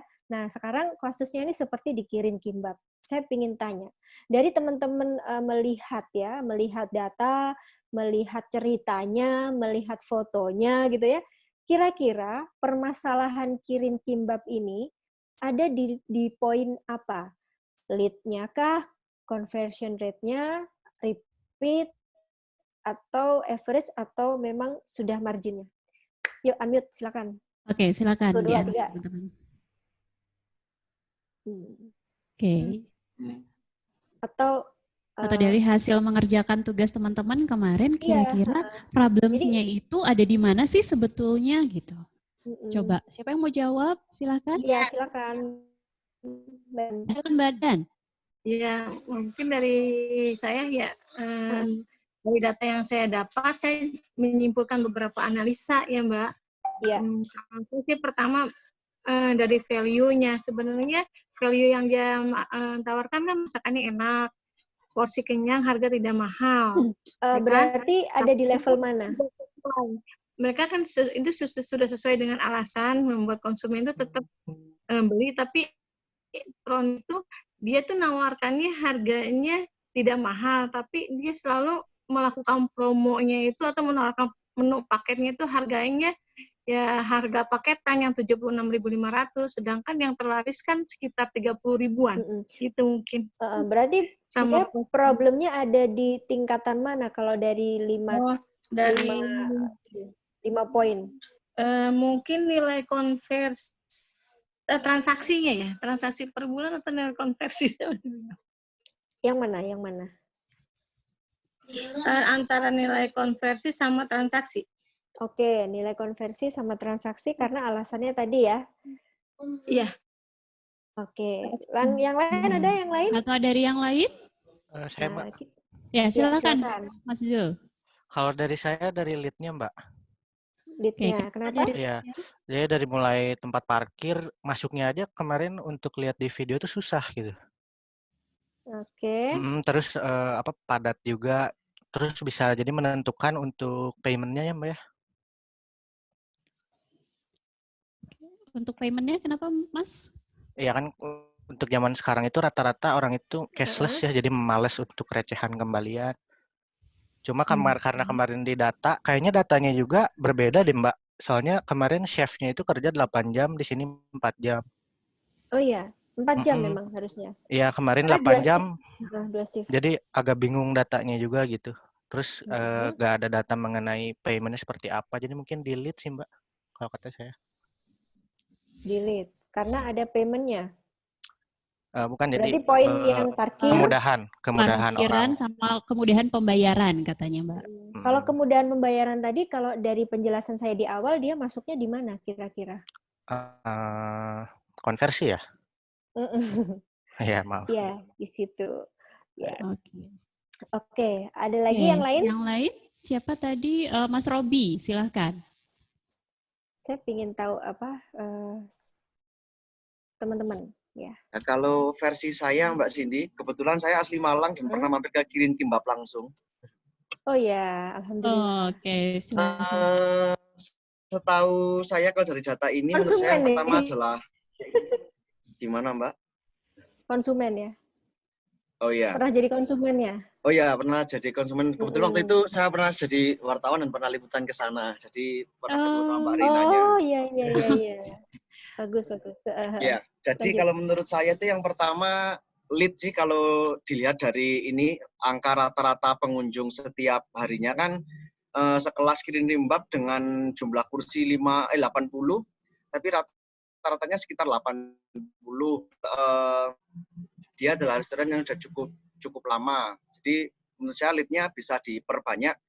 Kemudian juga di angka konversinya bisa ditingkatkan. Jadi nggak cuma 50 aja rata-rata pelanggan yang mampir setiap harinya. Kemudian selain itu yang terakhir adalah di repeat order. Jadi di angka repeat order. Kan ketika angka repeat ordernya tinggi, mungkin semua seminggu sekali mampir ke Kirin Kimbap itu, dia bisa ngefek terhadap Omset. Omsetnya juga itu. Menurut saya seperti itu. Oke. Siap. Oke. Nah, kita kan bahas yang tentang ini tadi ya, apa namanya, jumlah kursi ya. Oke. Jadi pertama, rata-rata pengunjungnya tiap hari ada 50 orang ya. Berarti kalau dibilang dia buka 7 jam, kemudian rata-rata lamanya orang berkunjung itu 1 jam, dan jumlah kursinya 80, harusnya gitu kan, jika kapasitas kursi itu penuh gitu ya, maka harusnya ada 560 orang per hari gitu ya. Nah, selama ini kan cuma ada 50 orang. Berarti memang tingkat okupansi atau terisinya si Resto Kirin ini hanya 10% gitu ya. Jadi baru running 10% dari kapasitas, masih sangat rendah. Kurang dari 50%. Jadi tadi ada benernya juga, misalnya maksudnya teman-teman ada benernya juga kalau memang dia ada permasalahan di lead. Tetapi kita akan analisis lebih dalam ya. Kenapa kira-kira lead dia itu tidak bagus gitu? Karena dari sini ya, dari data ini sebetulnya yang harus kita cermati adalah gitu kan, omset dia itu menurun, ya, menurun dari bulan-bulan sebelumnya. Jadi sebetulnya dia dari pertama buka itu dia grafiknya baik gitu, bagus gitu, naik gitu ya. Tapi kemudian dia turun. Nah, omset yang turun ini berbeda dengan omset yang stagnan. Kalau omset yang stagnan gitu ya, dia mungkin kapasitas produksinya mentok segitu gitu. Jadi yang beli itu kemungkinan repeat ordernya tinggi, tapi dia mentok segitu, sehingga ya udah stagnan, nggak bisa naik gitu omsetnya. Karena misalnya saya jual kimbapnya misalnya, bisanya saya cuma 500 gitu. Ya udah 500 ini. Jadi orang kalau mau ditarik lagi nggak bisa gitu, soalnya segini terus stagnan. Tapi kalau untuk omset yang turun, berarti dia pernah naik gitu ya, kemudian dia turun. Nah, ini tuh sebetulnya kata kunci yang menarik ya, menarik buat kita itu menggali. Kira-kira kalau omsetnya itu naik, kemudian dia turun, apa yang menyebabkan gitu? Oke, bolehlah lead gitu ya. Lah lalu apa yang maksudnya kenapa ini kan ibaratnya 50% itu ya, 50 orang itu kan stagnan ya. Maksudnya itu agak apa istilahnya itu istiqomah gitu ya, 50 orang itu. Nah, kemudian di Juli tiba-tiba dia turun. Berarti kan malah berkurang dari situ. Kita jangan dulu melihat tentang kapasitas produksinya, terus lead-nya yang datang enggak. Tetapi kenapa minimal harusnya 50 itu tetap bertahan gitu, tidak terjadi penurunan. Nah, kalau terjadi penurunan artinya konsumen yang pernah beli ke kita otomatis ada kemungkinan dia kabur gitu kan. Jadi awalnya kita omsetnya bagus nih, orang repeat tiap bulan repeat gitu ya. Anggap aja repeat atau referral gitu. Lalu tiba-tiba kita turun gitu. Nah, berarti ada konsumen kita atau pembeli kita yang hilang gitu kan. Nah, ini tuh kenapa gitu hilangnya? Apa yang membuat dia itu terus tidak ke kirin lagi, kemudian dia tidak belanja gitu kan. Nah, ini bisa ditangkap nggak ya sama teman-teman? Jadi kalau itu di bidang makanan ya, di bidang resto. Nanti mungkin ada juga yang di bidang fashion misalnya. Yang kalau kita bahas BLL gitu ya, yang nggak ngurus potensial marketnya seperti apa, spesifiknya, produknya ngangenin atau enggak, langsung hajar open reseller gitu di poin kelima gitu. Akhirnya apa? Dia memang naik, omsetnya naik terus. Karena apa? Karena dia punya database yang masih banyak, database orang baru. Namun setelah bulan kesekian ya, ketika database resellernya habis, turun dia omsetnya. Karena apa? Nah, karena ada orang yang nggak balik, nggak beli gitu. Itu apa? Artinya ada sesuatu di konteks produknya itu ini tidak memenuhi kaidah ngangenin gitu. Sehingga dia tidak loyal ke situ. Nah, lalu dia sempat punya spekulasi atau asumsi dia bahwa oh ya ternyata karena ada satu mall atau Transmart yang baru buka.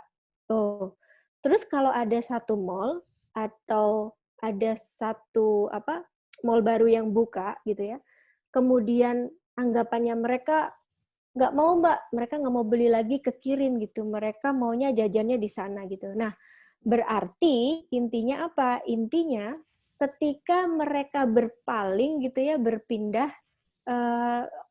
si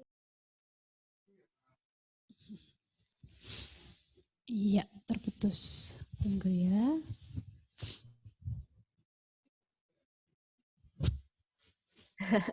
Iya, alhamdulillah. Ya Allah, maaf ya teman-teman ya.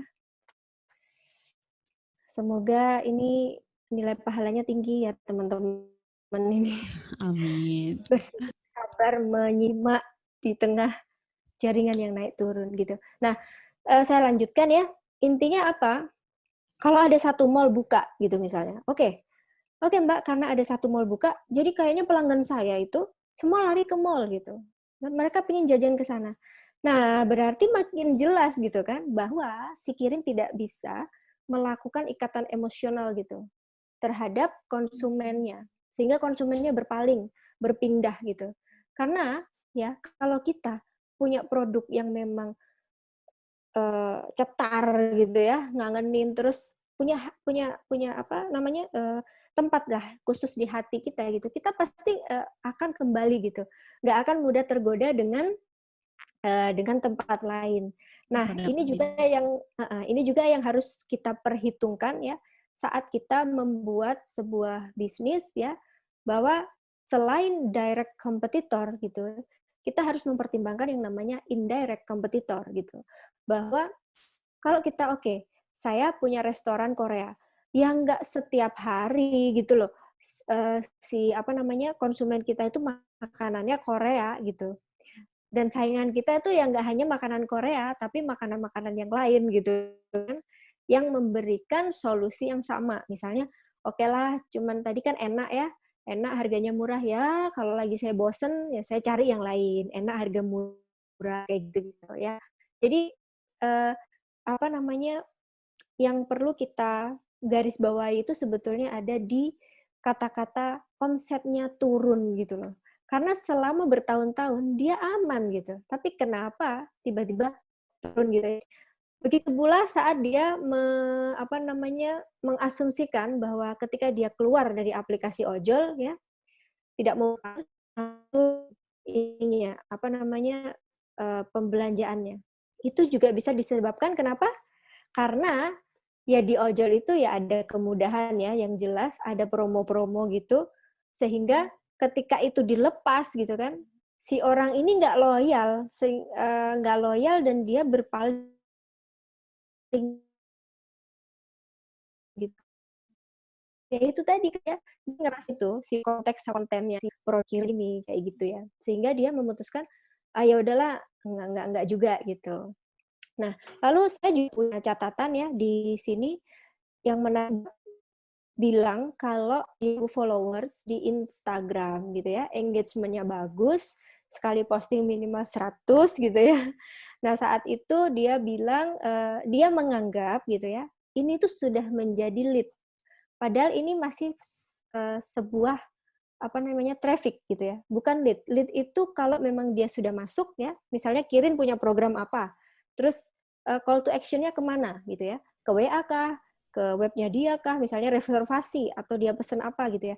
Nah, ketika orang masuk klik ya, masuk ke situ itu baru dinamakan terhitung lead gitu. Nah, sehingga dia melihat ini lead semu gitu loh, lead semu. Jadi ini belum lead yang sesungguhnya. Nah, lalu kita harus memahami juga bahwa ada yang namanya behavior konsumsi dari konsumen dan customer journey-nya gitu.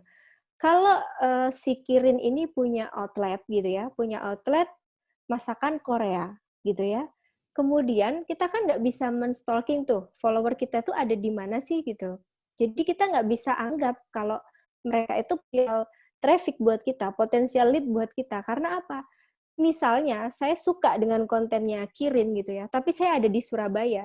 Terus saya harus butuh waktu 2 jam atau 2 jam setengah untuk ke Malang. Hanya sekedar makan Kirin yang nggak worth it gitu loh. Maksudnya mendingan saya makan di sini aja. Nah, jadi kalau kita memang memiliki bisnis yang karakteristiknya jangkauannya itu hanya di geografis ya optimalkan promonya itu di geografis gitu. Jangan kita euforia gitu. Jangan kita euforia bahwa semua sekarang itu Mbak harus ada ads-nya, harus FB ads, IG dan lain sebagainya gitu. Lah padahal kita nggak ngerti namanya yang kita bidik itu ada di mana gitu. Malah kita melupakan. Misalnya tadi dari dari data ada juga yang bilang kan kalau yang beli itu ternyata banyak mahasiswa misalnya, ibu muda, pekerja muda. Nah, itu mungkin nanti nggak harus melulu kita bergantung sama IG gitu. Bisa juga kita kasih brosur gitu ya. Yang ada di sekitar ya sarang semut dari target semut kita gitu loh. Nah, sehingga lebih efektif seperti itu ya. Nah, oke, sampai situ ada yang ditanyakan atau yang mau didiskusikan? Nah, kayaknya saya tuh kayak ngobrol sendiri gitu ya. Langsung tanya jawab ya, lebih enak. Oke, dari penjelasan tadi teman-teman ada yang sebelum saya mau bahas yang lain-lain gitu ya. Oke, dari penjelasan tadi teman-teman ada yang mau ditanyakan? Oke. Kalau ada yang masih mau bertanya, boleh klik namanya di chat ya, teman-teman ya. Atau sudah jelas? Oke, Mas Robi, silakan. Iya, terima kasih. Maaf ya Mbak kalau banyak tanya, karena cukup tertarik dengan pembahasannya. Oke, justru senang kalau banyak nanya, Mas. Ini Mbak, silakan. Tadi kan sempat disinggung tentang produk yang ngangenin. Nah, kalau selama ini dalam 7 tahun Kirin itu buka dan trafficnya sebelumnya sangat bagus, artinya omsetnya, grafiknya meningkat, seharusnya kan sudah masuk lolos uji ngangenin gitu ya. Meskipun pada akhirnya ada kompetitor baru berupa mall yang datang, meskipun di dalamnya bisa jadi ada makanan Korea sejenis gitu. Tapi kan kalau kayak makanan dia udah disebutkan enak, paket kenyang, murah. Nah, kayaknya kan ya rata-rata hampir semuanya menginginkan hal tersebut gitu. Nah, apakah bisa jadi yang sudah berjalan 7 tahun ternyata dia udah lolos ngangenin, akhirnya nggak jadi ngangenin lagi itu, apakah bisa mungkin kayak gitu?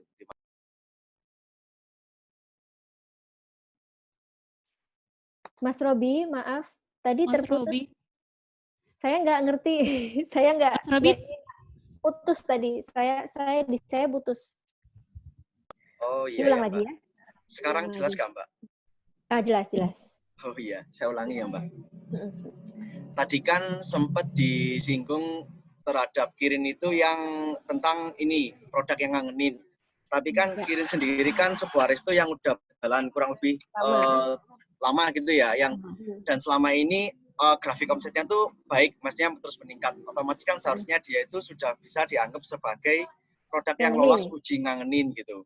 Nah, kemudian ketika ada kompetitor baru yang masuk, meskipun di dalamnya mungkin ada sejenis resto Korea yang sama, apakah ada kemungkinan yang awalnya udah ngangenin menjadi gak ngangenin? Atau sama-sama resto yang memiliki value yang sama, artinya sama produk yang menu yang enak, murah, halal gitu.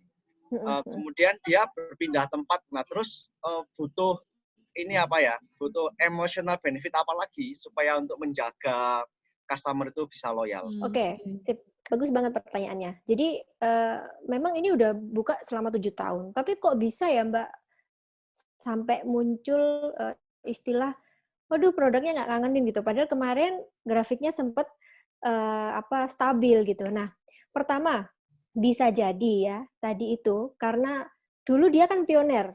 Pioner itu saat itu mungkin nggak banyak resto Korea yang ada di Malang. Ya, untuk daerah Malang mungkin, wah ini keren nih, baru nih. Jadi banyak yang nyoba gitu. Nah, mungkin di saat itu pelanggannya masih loyal karena nggak ada saingan gitu ya. Benar tadi, Mas Robi udah benar. Jadi karena memang nggak ada saingan di saat itu. Jadi belum marak seperti saat ini. Terus yang kedua, kita tadi ada data bahwa konsumennya itu kebanyakan dari mahasiswa. Mahasiswa itu kan bukan mahasiswa abadi yang 7 tahun ada di kuliah di Malang gitu kan. Mereka kan akan berganti gitu. Mungkin saat pergantian generasi ketiga mungkin ya, mereka taste-nya sudah berbeda nih, sudah ada kenaikan grade-nya seperti ini nih gitu. Nah, jadi sehingga menganggap ya si kirim kimbap kurang untuk memenuhi taste mereka, sehingga mereka nggak bisa repeat. Kemudian tingkat kejenuhan juga, istilahnya ada faktor jenuh dalam artian ya masa aku harus tiap minggu sih repeat ke situ gitu kan, aku masa harus tiap bulan sih ke situ, jangan-jangan nanti kalau pas cuman happy aja sama temennya kayak gitu kan. Oke. Kemudian yang terjadi tadi bisa juga di kualitas yang menurun, kualitas internal ya maksudnya, bukan terhadap konsumen, dalam artian konsumen punya kreasi apa, dia nggak bisa ngejar ya. Ini mungkin terjadi juga kualitasnya menurun secara internalnya dia gitu. Itu bisa jadi. Sehingga dibandingkan yang dulu mungkin ada perubahan, apalagi dibandingkan dengan kompetitor gitu. Gitu ya, Mas Robi. Jadi itu sudah benar. Intinya apa? Kalau lalu bagaimana caranya supaya kita kembali lagi ya, ibaratnya itu memperbaiki lah supaya aku tuh bisa fresh. Caranya tuh ya gampang sebetulnya, kita pakailah yang namanya Simply Marketing gitu. Simply Marketing sebelumnya mengacu juga ke BLL. Jadi intinya kita tetapkan target potensial yang akan kita bidik nanti ke depannya itu seperti apa. Apakah mau mengacu pada data hasil reprofiling itu ya, yang misalnya sebentar saya share ya. Yang misalnya di sini banyaknya adalah ini apa namanya? Grup atau geng ya yang 75% everyday setiap makan siang, atau kita mau ternyata budgetnya untuk keluarga walaupun 15% paling banyak di hari Minggu, tapi mungkin belanja dia banyak gitu. Sekali datang langsung banyak. Jadi kita pakai Pareto ya, pakai 20 effort tapi menghasilkan 80. Nah, tergantung kita mau pilih yang mana. Jadi kita mengoptimalkan ya, membidik spesifik target market yang akan kita tuju ke depannya. Setelah itu ya, kita bandingkan dengan kompetitor ya. Kompetitor pertama target marketnya dulu kita tentukan, lalu kira-kira target market yang sudah kita tentukan ini kriteria dan hierarki yang mereka inginkan terhadap masakan Korea itu seperti apa sih gitu, ya kan? Kemudian kita bandingkan dengan kompetitor yang ada yang kekinian yang saat ini tuh sudah mulai menjamur itu ya. Nah, lalu kita kerucutkan deh poin diferensiasi yang akan kita tonjolkan itu apa ya. Nanti keluar dalam bentuk positioning. Ini yang namanya kita merepositioning. Dalam artian ada kalanya kita membuat suatu produk itu dengan berbagai macam angle gitu ya. Ini lagi nih.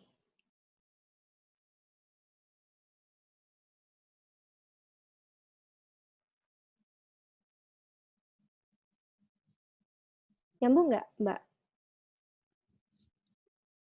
Coba boleh diperbesar. Nyambung, Mbak? Ya. Terputus. Ya, Mbak Cindy. Ya. Ya. Oke, jadi kita setelah misalnya kita bidik gitu ya, potensial spesifik yang akan kita tuju ini siapa sih gitu. Mereka kepinginnya kriteria hierarkinya yang mereka inginkan terhadap produk masakan Korea itu seperti apa, kita lihat kompetitor itu bagaimana diferensiasinya atau kekuatannya. Nah, kita baru merumuskan diferensiasi kita, kekuatan kita itu apa sebetulnya yang sudah kita miliki dan bisa kita perbaiki dengan effort yang tidak terlalu banyak.